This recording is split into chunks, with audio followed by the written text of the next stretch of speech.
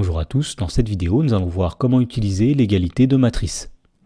Dans l'exemple, on nous dit soit x, y et z trois nombres réels, et on nous dit qu'on considère les matrices A et B suivantes. Donc ici nous avons deux matrices A et B qui ont même dimension, c'est-à-dire deux lignes et trois colonnes, et on nous demande de déterminer tous les nombres x, y et z pour lesquels A est égal à B.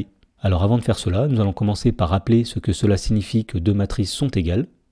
Alors, on dit que deux matrices sont égales si elles ont la même dimension et si les coefficients qui occupent la même position sont 2 à 2 égaux. Autrement dit, les matrices grand A et grand B seront égales, eh bien si et seulement si. Tout d'abord, le premier coefficient de la matrice A est égal au premier coefficient de la matrice B, c'est-à-dire si 1 moins x est égal à 3 plus y. Et si le deuxième coefficient de la matrice A est égal au deuxième coefficient de la matrice B, c'est-à-dire si 2 plus y est égal à moins 5, et si le troisième coefficient de la matrice A est égal au troisième coefficient de la matrice B, c'est-à-dire si 3 est égal à 3. Et de la même façon, il faut que le coefficient situé à cette place de la matrice A soit égal au coefficient situé à cette place de la matrice B, c'est-à-dire il faut que 0 soit égal à 0.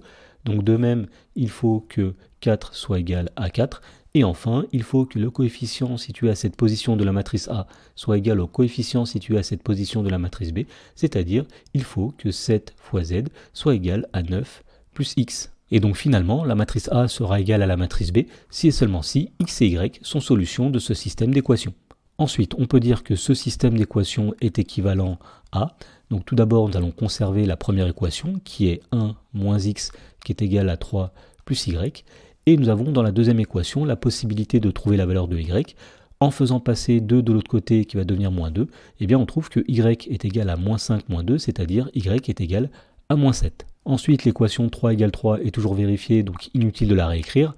De même pour 0 égale 0 et 4 égale 4. Et enfin, on sait que 7 fois le nombre z est égal à 9 plus le nombre x. Voilà, donc maintenant que nous connaissons y, nous pouvons le remplacer dans la première équation.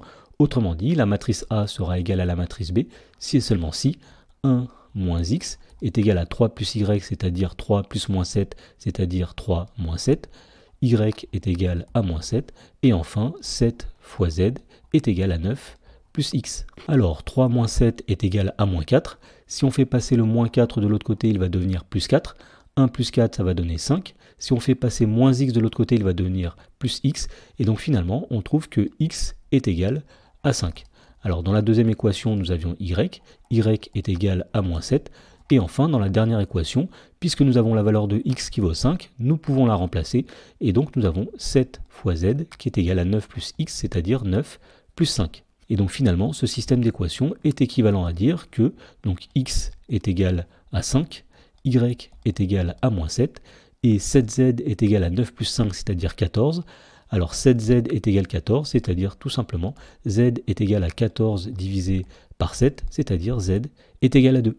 Voilà, donc à ce stade, nous avons résolu le système d'équations. Il possède une unique solution qui est x égale 5, y égale moins 7 et z égale 2. Et donc finalement, on peut conclure en disant que les matrices A et B seront égales si et seulement si x égale 5 et y égale moins 7 et z égale 2.